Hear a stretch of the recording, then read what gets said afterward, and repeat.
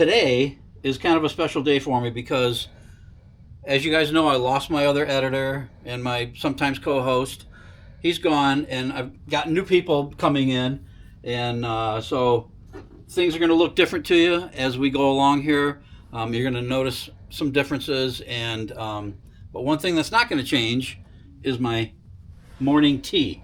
So what do I want to do today? I think what I'm going to do today, I'm going to do just pick these ones up at the store the other day when I was at Meijer. I got a Tazo. That's the mint one. And I'm going to put that along with, man, I love this white tea. You can see it's almost gone. I buy these things, you get 100 pack. I buy them online. And they're awesome. So I'm going to do a white tea. You know what I need to do? I need to cut these things in there, don't I? I can't have those things hanging out. I do one of those and one of these guys. And I should have done this a long time ago. But I didn't have anybody here to film me doing this. So I'm going to do it now. But this is going to be so hot that I'm not going to be able to drink it for like 45 minutes or something. So, okay, now hang on a minute. I got to have my main ingredient that I can't drink tea without, my local honey. My local honey guy is back. He had all of his beehives stolen last year, at the end of the summer. And I was in the store and they said, you know, this guy's not going to be back all winter long. And I was like, wow. I was in there the other day at the little store buying some stuff. I walked up, sure enough, all of his stuff. They said he came back, he's got all of his bees back, and he's back in business. So I bought like 6 of those things just to have them. So I'm very happy about that guy's back. And now I got my honey for my tea. Can't live without my honey in the tea every morning. Okay, I'm going to leave this lid off, but I'll take it with me because we're going to need it eventually. Morning, guys. How are you? Mike GoManDo here. Well, I don't know if you know, but I have tons of overseas followers on my YouTube channel, and a lot from like the Philippines and Indonesia and that kind of thing. So last year, I told everybody, I said, I'm going to go to Indonesia. It's on my list of places to go. As you guys know, I travel overseas long haul stuff twice a year. So in October, I just got back from, where the heck did I go? I went to Malaysia and Singapore. And I did that in October. And then in March, I go in March too. So I booked my flight for March. I'm going to go to Indonesia. And I'm not going to Jakarta because Jakarta is just, by the way, is the number one biggest city by population in the world now. And it's a big, busy, crowded, ridiculous place that I don't really want to even see. I got to fly in there, but I'm going to get right out of there once I do. So anyway, I'm going to Bali, which is, you know, the next island over. And then right next to Bali, just east of Bali, right there is a little island called Lombok. And Lombok is like less crowded, and they got big time snorkeling there, which is something that I want to do. They've got waterfalls. I think the Pink Beach is there. That's one of the places I want to go to. And then Komodo Island is not far away. That you can take day trips and that kind of thing there. So here's what I'm going to do this time. Because remember last time I went, I flew Delta all the way from here to wherever Delta connects through Incheon Airport in South Korea. So I've been to that airport like a million times. And I'm not crazy about Delta long haul stuff. But I did fly on Singapore Air one time. And it was wonderful. It was one of the best flights I ever had. So I'm going to do Singapore Air. What I'm going to do is I'm going to fly from Detroit I got to go to JFK in New York City. And then JFK, I connect through Singapore and then on to Bali.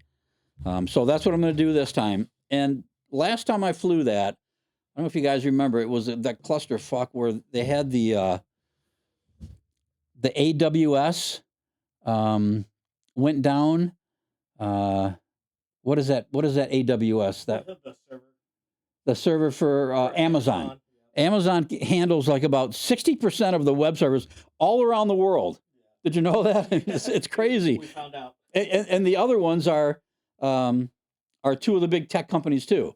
So anyway, I traveled on that day and it was a clusterfuck. I ended up having to go to Atlanta instead of flying out of Detroit, and then I missed my flight from Atlanta because we were late going out of Detroit. I had to come back to it. It was horrible. I missed like 3 days of my trip because of all the flight situations. Wasn't Delta's fault, but I've flown Delta so many times and their long haul stuff, I'm just not into it. So I'm flying Delta from here to New York City. Then from New York City, from JFK, I'm flying to Singapore, and then Singapore to Denpasar, Bali. Denpasar is the name of the airport, or the town, I should say. And so I'm going to do that, and then I'm flying on the exact opposite on the way back. I'm going to be able to catch my flight at JFK. I'm going to land, and then I got like 3 hours before my flight, my long haul flight to Singapore takes off, so I don't have to spend the night there. But on the way back, I'm going to come back, and then I have to spend the night in right outside JFK. There's actually a hotel right in JFK that I can spend the night, and then the next day. So I've got like about 15 or 16 hours, something like that. So no big deal. That's fine with me. It's just the way the flights worked out, and then back home to Detroit from there. So for all you people in Indonesia, because I got tons of followers in Indonesia, I'm going. Here's what I want to do. I want to go to Bali. I'm not so interested in Jakarta. I want to go to Bali. I want to go to Pink Beach. I want to go to Komodo National Park. And there's a there's a bunch of waterfalls there, a couple of real impressive ones. I want to go see one of those guys. You can hike up to them and stuff. And then the other thing I want to do, snorkel. And I got all my snorkeling stuff. I should have brought it out and showed it to you. I'll show it to you next time. I got all my snorkeling stuff, and I am going to take that with me, and I want to snorkel from the beach, from the resort, and I want to try to find like a villa or a bungalow right on the beach, and I can go right and snorkel right from the beach instead of having to go on those crowded boats where they take you out snorkeling and all that stuff. I mean, that would be okay, but I'd rather do it right from the beach. And I know there's several places over there that do that. So if you know of any cool place, a nice place, a cool place that I can snorkel right from the beach in Lombok Island, let me know, and I will certainly check it out. So cool. All right, I got one other thing to talk about. So that was the other thing I was going to tell you. The last time I flew first class, that cost me about $8,000, $8,500 or so to fly that first class from Detroit to wherever the heck I went to. Where did I go? Malaysia. So I said to myself, do I really need first class? And I said, I probably don't. The only reason I fly is because my ass, and I'm not kidding you, my ass hurts so bad when I sit somewhere for a long period of time. It hurts for days and days afterwards. So I was doing the first class because you got the bed kind of thing. But then I discovered the other day that if I sit with one of my legs up underneath my, like this or something, it really, really takes away all the pain and all the pressure. And so this time I'm going to go, what's that? They have the thing where they got the economy and then they got first class. Then they got the little area right in between them. It's called prestige economy or whatever it's called. I forget what it's actually called, but they've got that. So I booked that for my long haul stuff. And it wasn't bad. Price wise, it was much, much less. I think I ended up paying for the prestige, whatever it's called.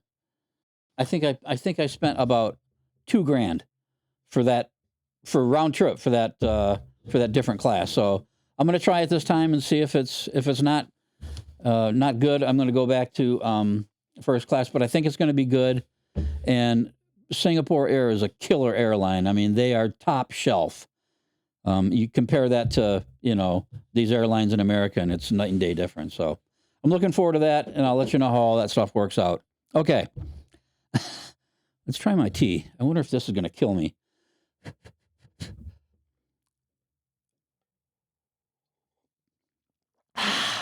It's hot. Okay. Christmas time, right? So at the end of every year, we have 2 cars that we take in for service. I take in for service. So this year I took my car in for service, and it's the one service where they do all the different stuff. They do the transmission, they do the this, they do the that, and the other thing. And it turned out I needed brakes and a couple other things. And so the price on the thing that I had to spend was $3,700 for my service.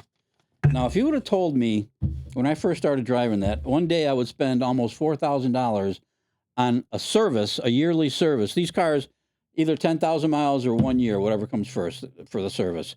If you would have told me I was going to spend $4,000 on a service, I would have said, "You're nuts. There's no way I'm spending $4,000." So I said, "Okay, so no problem." So then I got the other car, which is a newer car, but we don't drive it because my mom, I took her driver's license away because she was getting a little squirrely and stuff. So now she's got a state ID. But so her car, I put it in the garage, and it was sitting there, and I took it out, and I was driving it around, and it felt funny. It felt weird. So it had to go down for its yearly service. So I took it down there for its yearly service. And they have what it called lot rot. Lot rot is when you leave a car sitting for too long, you'll get the brakes will get something on the rotors. The brake gets on the rotors, and because you put it away when it was hot, and then it just sat and sat and sat, and it builds up and it doesn't go away. You have to replace the rotors and the pads. So the car's got 3,000 miles on it. It's like a 2022. It's got 3,000 miles on it. So we had to have that done, and because it's a 2022, every year they do the service, and one's a basic. Then the fourth year, what they call the fourth year, if you were driving the car 10,000 miles every year, it would have been the 40,000 mile service. Those are the big ones. They do the transmission, the this, the that, and those are expensive. Those are almost a couple of grand just by themselves.